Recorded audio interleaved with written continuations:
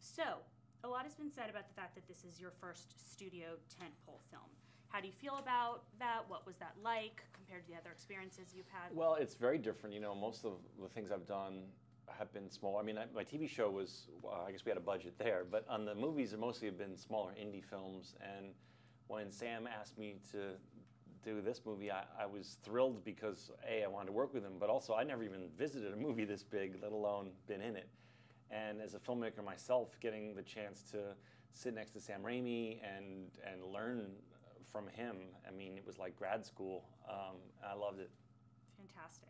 You also have the opportunity to play two different characters who are related in a way. Can you please tell me about those two characters and how they're related and how they're different? Well, just like in The Wizard of Oz, if everyone remembers, Dorothy gets transplanted to this land. Well, while she's in Kansas, some of the people around her, her family or people she runs into, they kind of manifest as in different incarnations in the kooky land of Oz. So that happens in our film too. In Kansas, James Franco plays Oz. He's a magician in a traveling circus, and I'm his assistant. And when we get transplanted to the land of Oz, I manifest as this little flying monkey bellhop, and we go on the journey together. Now, for the record, you are in fact not a flying monkey bellhop, right? Not in real life. Okay. No, I had to find it within me. Okay. So that might have taken a little CGI. Would you tell me about that CGI experience and transformation? Yeah, I mean, the trick was Sam really wanted me on set, interacting with the actors and capturing what I did. So I kind of became the monkey, albeit as small as I could become. And there were several different ways we did it. Sometimes I would be in a blue screen suit and down on the ground acting it out. Other times I would operate a little monkey puppet that we had. And other times I'd be in this video booth, and James or whomever would be looking at a little monitor on a stick, and he would have a little earpiece in his ear so he could hear me.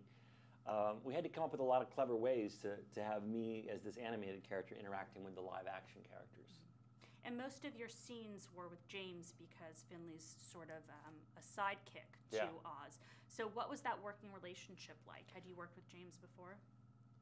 I hadn't worked with James before, but we thank God we clicked right off the bat, and we really liked each other. We're both, we both went to film school. We both, really love doing our own projects and taking on things outside of just being an actor, and so we bonded over that. And we both made each other laugh. Sam wanted us to improv as like two buddies would, even though I'm a monkey and he's a human. So it was cool. It really worked out great.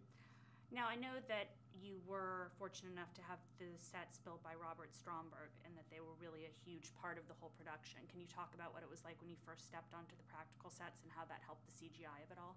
Yeah, I mean, sometimes when people do a green screen or effects movie, they're just standing on a green screen and all the sets are created in the computer. But Sam hired an amazing production designer, Robert Stromberg, who has back-to-back Oscars for Avatar and Alice in Wonderland. And so when there's some beautiful CG work, but also these huge, enormous football field-sized sets that you stepped on them, and there was the Yellow Brick Road, and there was this giant courtyard, and there was Glinda's castle, and it was just mesmerizing.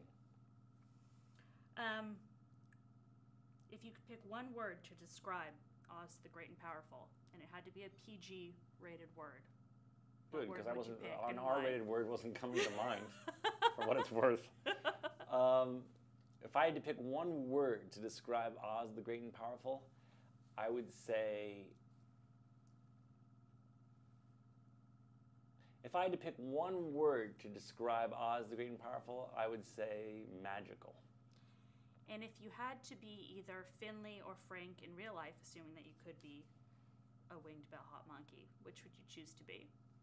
So I'm choosing between a magician's assistant in like a fourth-rate traveling circus who doesn't have a penny to his name, or a flying monkey in a magical land. I'm going to go flying monkey magical land. Well, you should, because Finley's the better name. And also, Oz is the Wizard of Oz, and now hopefully Finley will be living large in the castle. I just really wanted to know who Frank was. Thank you so much. Okay.